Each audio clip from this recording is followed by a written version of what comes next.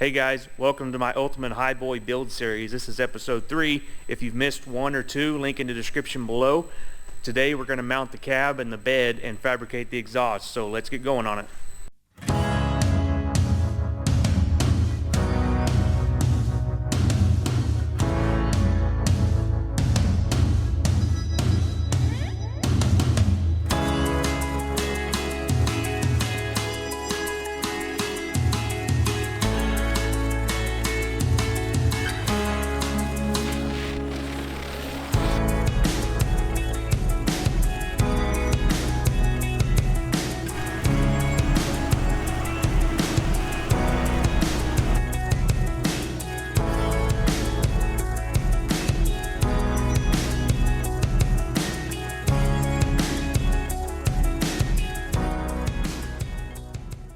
Hey everyone, new day in the shop here working on my Ultimate Highboy project.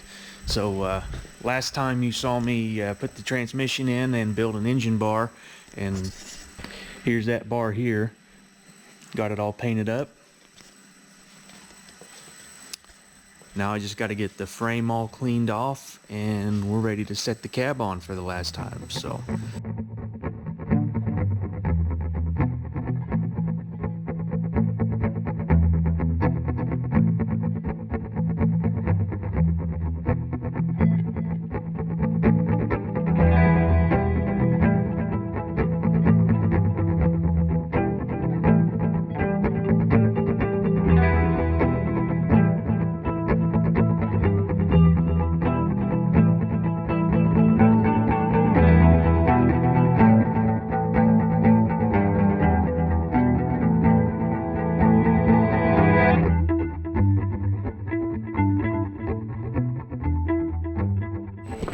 show you what I'm running into here. I don't know if you can see it, but that shock tower there, that one over there, see how this one's a lot further this way? The frame needs to move over. So this one was going to hit. I was hoping I could just set it down and shift the body over when I get it set down, because it's not by much, but it's going to hit. So I'm going to jack the frame up and try to move it over with the jacks, and we'll keep going. Otherwise, it's going a lot smoother than I thought it would.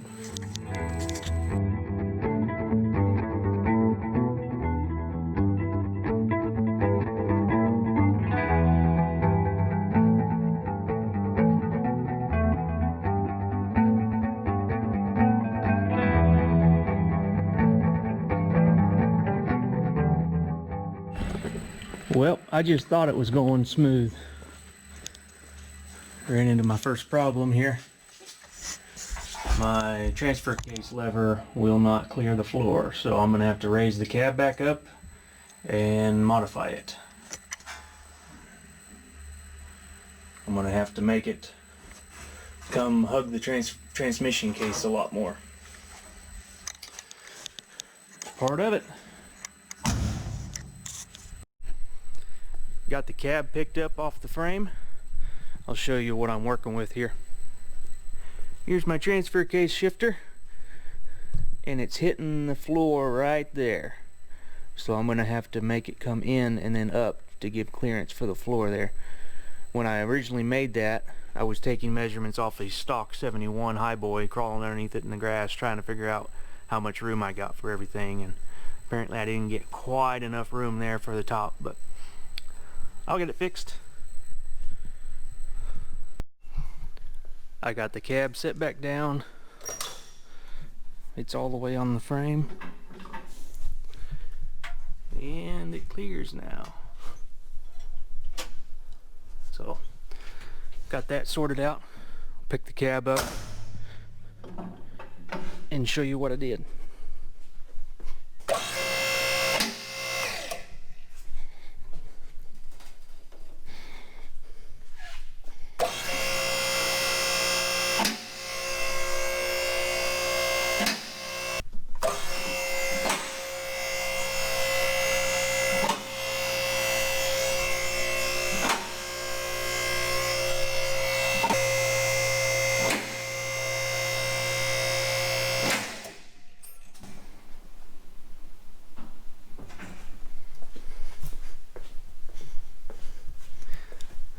Alright, here you can see what I did here, just gave it more clearance right here. So I gotta weld that up, then I'll throw some paint on it, and then we'll be good to set the cab down for good this time.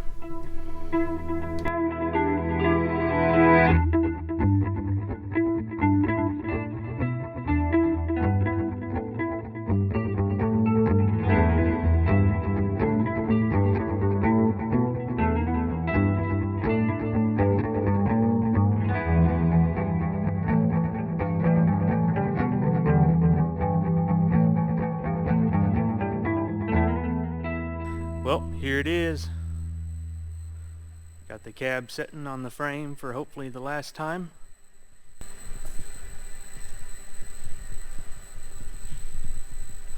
You can see how everything fits in there. One thing I haven't shown you yet, I do have Hydro Boost for the brake booster and a modern master cylinder there. It's one thing I haven't showed you, but you can see where I had to cut the inner fenders here to clear the shock towers. And yeah, looks good.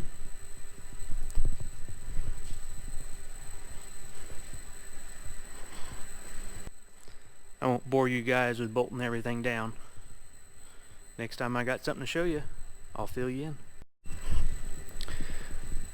Well, the issues are continuing, which is to be expected. The latest problem I'm having, I got everything lined up, ready to bolt everything down, and this is a plate that the cab mount goes through, and the seam on the fuel tank goes right here and holds the bottom of the fuel tank. Well, on the Highboy, the cab mounts are outboard of the frame. They're right here. So you think, oh, you just take the plate, put it over here, right? No, it doesn't fit. This is classic Ford for you. Highboys had their own plate that fit here. So I'm gonna have to put a bolt through that and bolt it to the cab so the bottom of my fuel tank holds on, is secured there, and I got a big washer here, and that'll work for that. But yeah, all the Highboys had little bitty things that were different about them that make it a pain to swap them over, but I'm making it work.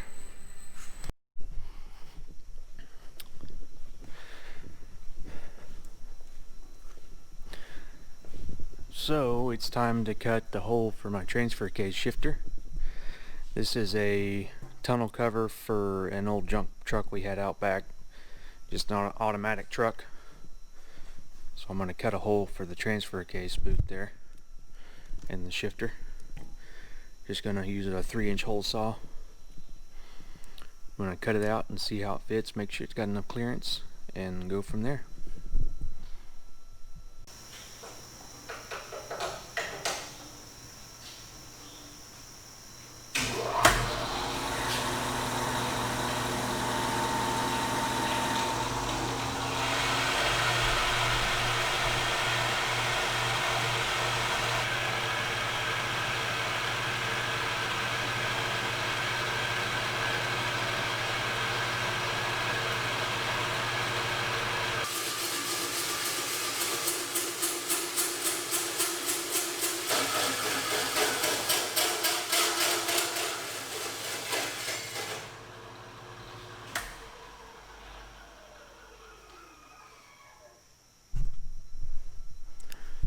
And just like that, we have a hole.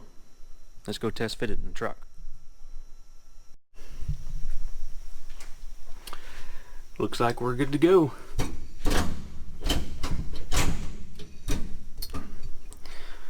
Fits nice. Put the boot on there. Yeah, that turned out pretty good. Got the trim piece there. I'll have to make one of these. This is actually off of another Highboy we have that's all torn apart right now. You might see a build on that one a little later on, but turned out nice.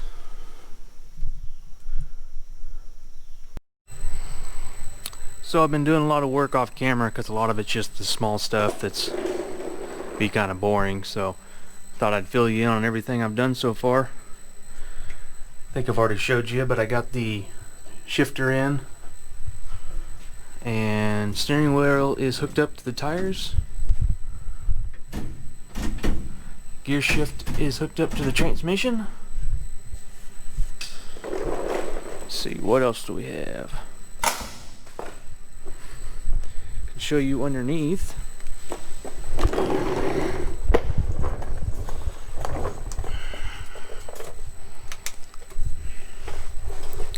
Drive shaft is on the truck.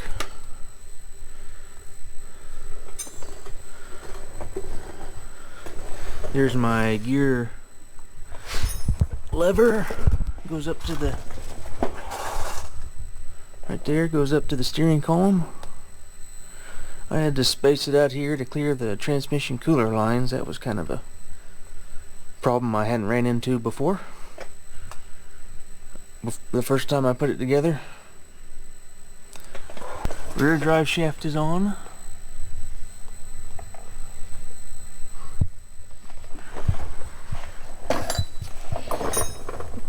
On the exhaust, I'm not quite sure what I'm doing yet.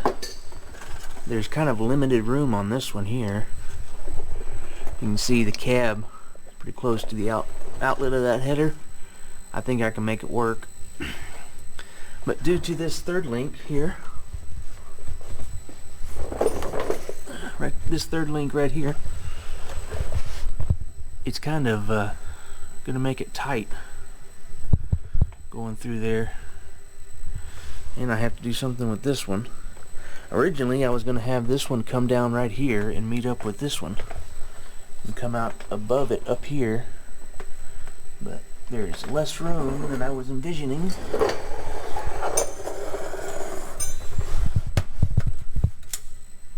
Right through here.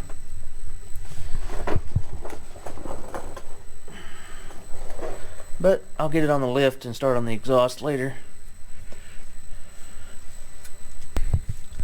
Under the hood, steering linkage there is hooked up. Here's a better look at the shifter arm, and right here you can see a collar I machined for that GM style steering column to fit the Ford style column there. They're different sizes.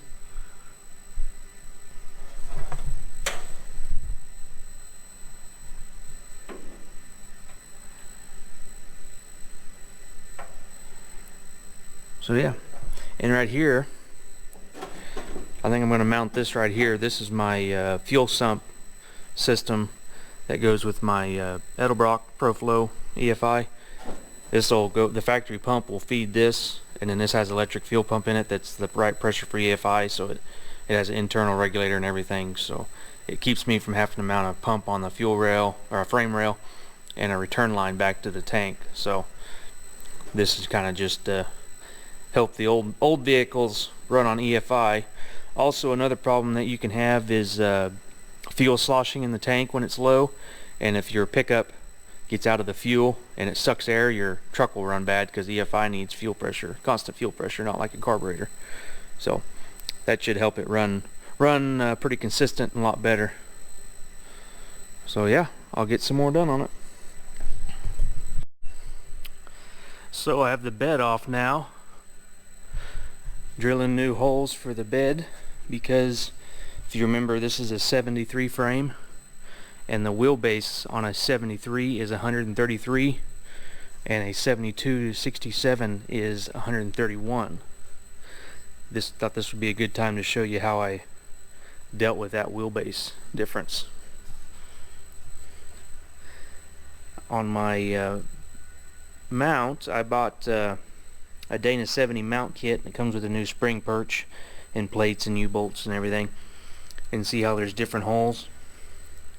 You can change the position of the axle, and I put it in the rearward most hole, which moved the axle forward, which made up for the wheelbase difference, so that got the axle in the right spot. But the holes for the bed don't line up, so that's what I'm doing here, is drilling new holes.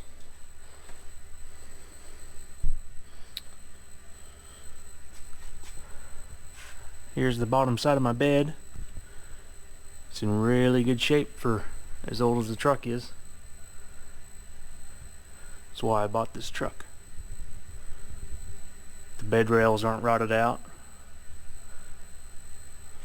It's in real good shape.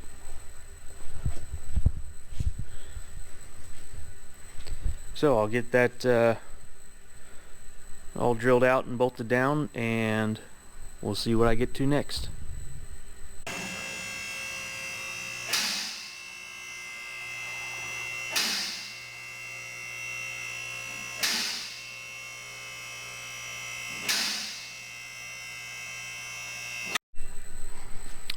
You can see I got the truck up on the lift, starting some stuff I have to do on the bottom. Here you can see the suspension is all drooped out. 12 inches of travel here.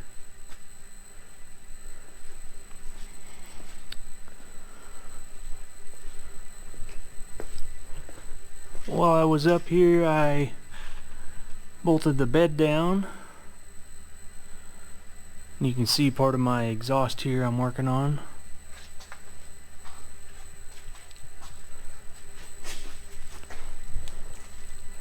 It's a better shot of the suspension under the truck.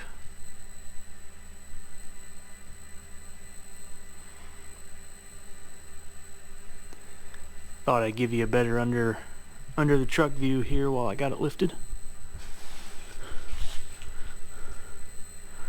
I'm going to start working on the exhaust.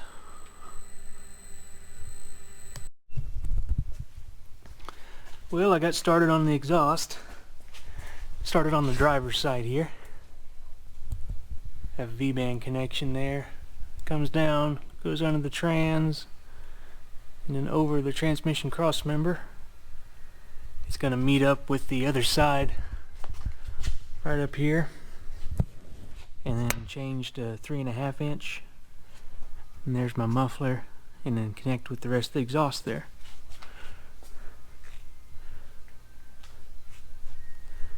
So about the end of the day I'll work on the driver's side tomorrow and get them connected together, and then the 3 inch won't take long at all, or 3.5 inch. The 3.5 inch won't take long at all. Alright, got the exhaust all done. It's all welded and everything, and in the truck. So let's show you from the engine back. We have the passenger side tube there. It goes up above the third link there. And here's the driver's side. Comes down, goes under the transmission right here. And I built a Y collector right here. And it merges into 3.5. This is 2.5 here, and this is 3.5. And I put V-bands up here on the header collectors, and also right here on the 2-into-1 collector on each side. So it comes apart easy and goes together easy for getting the transmission out. And here's the 3.5 inch exhaust. Have a Dynamax muffler here, and then over the axle and tailpipe here.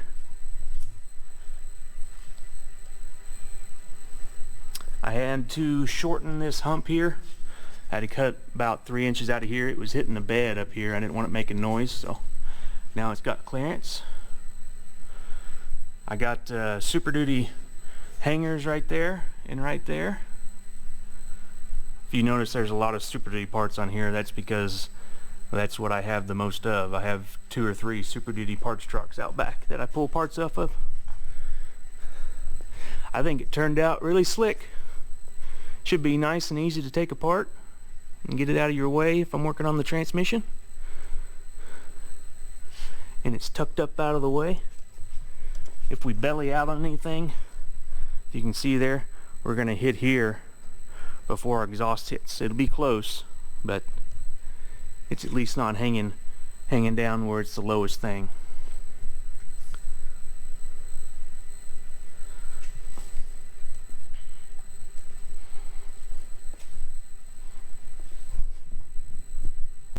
So So I don't know what I'm going to do with gear ratios on this thing yet. The front one is 410 and this one's 373. The transmission has 2 overdrives, and that makes me think 410, but it also has 32-inch tall tires, so that makes 373 sound pretty good. So haven't made up my mind yet on what I'm going to do. Might just drive it with 373s and see how it acts before I change one or the other. Let me know what you guys think in the comments below, and if you have any experience with a setup like this. But I think that just about does it for this episode, guys. Next time I think we're going to be dealing with electronics and computers and maybe firing this thing up for the first time, so you don't want to miss that. So hit that subscribe button, and thanks for watching, everyone.